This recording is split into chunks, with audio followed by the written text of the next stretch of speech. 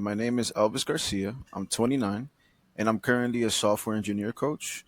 What that entails is I instruct students or apprentices rather on how to build full stack web applications while helping them build durable skills so that they can navigate on the job.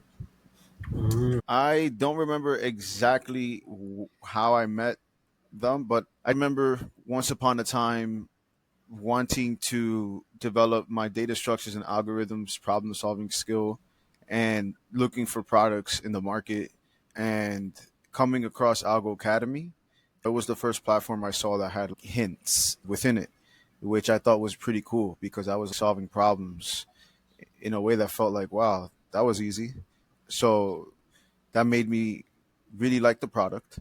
That's how I learned about AlgoCademy. I followed Murcha because one of the founders or CEOs of the company wanted to connect and see what I learned from the connection and exploit any opportunities that may have arisen. That had to have been like 2018. I haven't met Murcha yet. I haven't oh, had a direct conversation with him. I only know him through his digital presence, through his posts and who he is. I've met Andy. I work with Andy now, and I've had interactions with Andy in the past. They're very straightforward, down to earth people. You just talk to them, and they'll talk to you back, just like that. Their focus is always to help you improve, or to see if you're interested in improving your problem solving skills. They've always, from what I remember, again, I only really met and spoke with Andy. Like from the beginning, he was always willing to help out. And once upon a time, I remember that I couldn't commit 100%. So it didn't work out. But fast forward to now, and here we are working together again. November of 2022. I still aspire to be a software engineer. I love my career path and I love what I do. But software engineering is what I studied computer science for. I want to build software or help build software. And I also want to kind of feel like I'm part of the problem solving team that's engineering solutions of tomorrow. So that naturally makes me still have the same dilemma that I've had since I started learning, which is okay, I've mastered many concepts in programming, but the one concept that I haven't mastered is data structures and algorithms, right? Whether I'm looking for another job or whether I want to feel like I have the flexibility to get another job, data structures and algorithms is the skill set that you need to practice in order to pass these technical interviews. And I'm very aware of that. Despite my abilities, I just knew that my problem solving was not matching my subject matter expertise. All right, so okay, I understand full stack very well, and I could teach it, and I could help you build the full stack application. But that's a subject matter, right? Problem solving is different. You're going to get given a whole lot of different problems that it's not a framework that you're building something with and creating your own data. It's given data and a situation that you have to manipulate into what they want it to be, right? And you never know what the situation is going to be, right? So that's a little bit different. I still needed that practice. So in November, it was very like the stars aligned or something. I was job hunting, exploring the market, and I knew that what I had to do was study data structures and algorithms. And I had just come back from a vacation, and I knew that I was going to get to work. And I think a day later, Andy had reached out about his mentorship program. And because I've worked with Andy in the past, and because I believe in the product, for me, it was, oh, this is perfect. Let me go through this because I'm sure that at the end of this, I'll get what I need, right? I majored in computer science, and that's how my tech journey started. I did the regular university stuff. They have to teach you a core curriculum of computer science. So I had to learn the maths. I had to learn discrete. I had to learn computer parts. I had to learn what algorithms were. I had to learn what data structures were. I had to build projects. I had to learn fundamentals, right? I graduated, and again, how to program, but you don't get you don't they don't give you problem sets to solve throughout college, and unless you go look for it yourself, you're not going to get that experience. And they're not like giving it to you or telling you to do it. You'd have to want It's like your own journey, because the data structures and algorithms that I learned in school was very good. And as I'm learning with Andy now, so many times I kind of remember lessons that I learned back then, that it very theoretical, lots of pictures, not a problem to solve with it. Right. So now that I'm solving problems with them, I'm like, oh, now I got the picture and I got the logic as well. Right. So solving it feels like a full story. Right. I graduated college. Yeah. The first thing you're gonna learn is the bulletproof formula, which is pretty much what guides you through every problem solving. Right. The mindset that you need to solve these problems, not the same mindset that you need to be a subject matter expert. You don't want to dissect the lines of code and remember them and then place them back the way that they were supposed to be placed, and just be happy that it works out the same way 99% of the time. This is very much, you're going to get presented a problem that wasn't your that you didn't create, and you have to solve it. And the first thing you have to do is evaluate the problem. Right. And these are the things that you learned with the bulletproof formula, and that Andy specifically implements in every single one of his lessons, even the simple ones. So that's probably the biggest takeaway. What I've learned so far, I come from a background of heavy tech and stuff, but despite that, learning the theory, understanding how it works, looking at pictures, diagrams is great, but complementing that with problems to solve and a mindset to solve them is what people are probably missing. Right? It's what I was missing.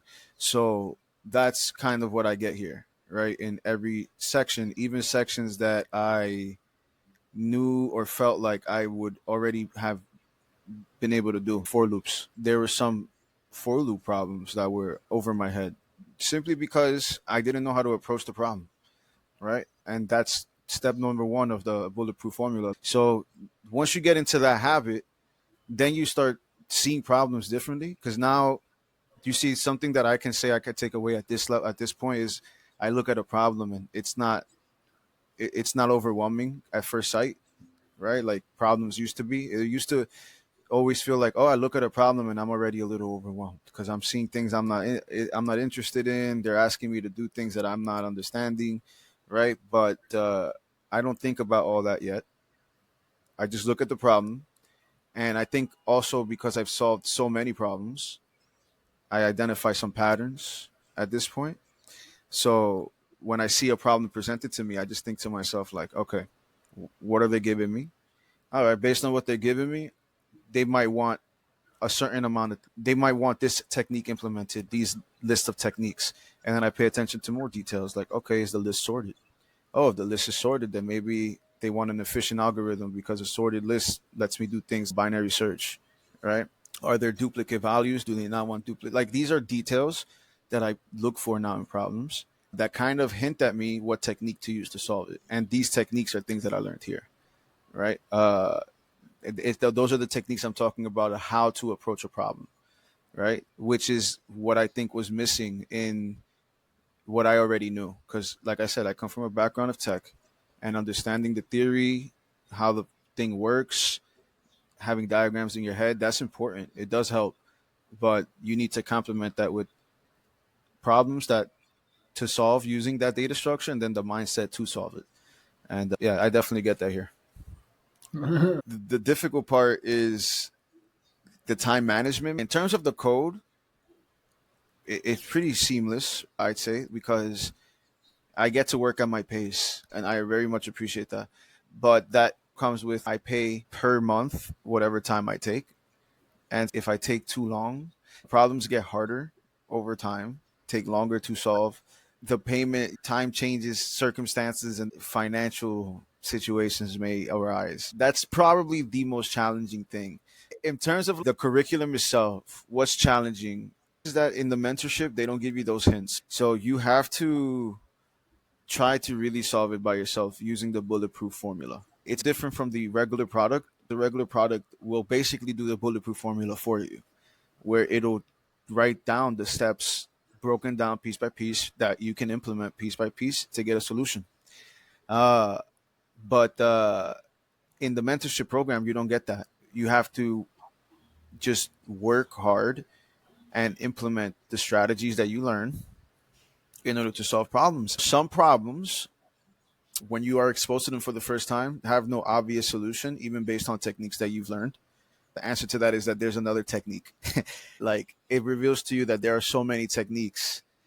It just reveals that this problem solving mindset is a whole subject in and of itself that isn't taught, that you have to figure out on your own or be taught in a very particular way by someone who delivers it exactly how you deliver it. So I would say that's probably the most challenging part, because every problem that I've solved in the mentorship, I've had to solve relatively on my own. And here the great part is that if I ever really, my back was against the wall, I always could send a message to Andy. And even though I only have one call a week with him, he's responsive on Discord and he'll respond within a day. I'll let him know what I'm going through and he'll provide you hints. He'll give you a hint or two to get the engine running again.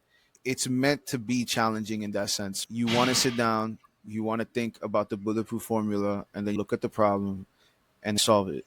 That's the point. It's very important to get that, because when you're in the interview, you're by yourself with no hints and nothing, and you need to rely on experience, technique, practice. That's the value that I receive.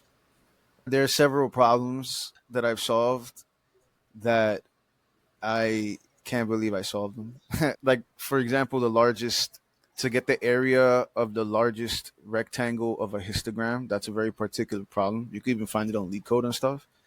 Like, that problem was so hard, but it was not as hard as it would have been if I didn't know how to already find the next greatest number in constant time, in linear time, and the previous number in linear time, and then get the length and then just multiply it by the longest height, right? Again, technique like that I only knew because of the sequence of the curriculum, right? I solved the problem in stacks to find the next greater element in linear time, and then I also kind of used that same logic to find the previous like element that I'm looking for, given a particular number.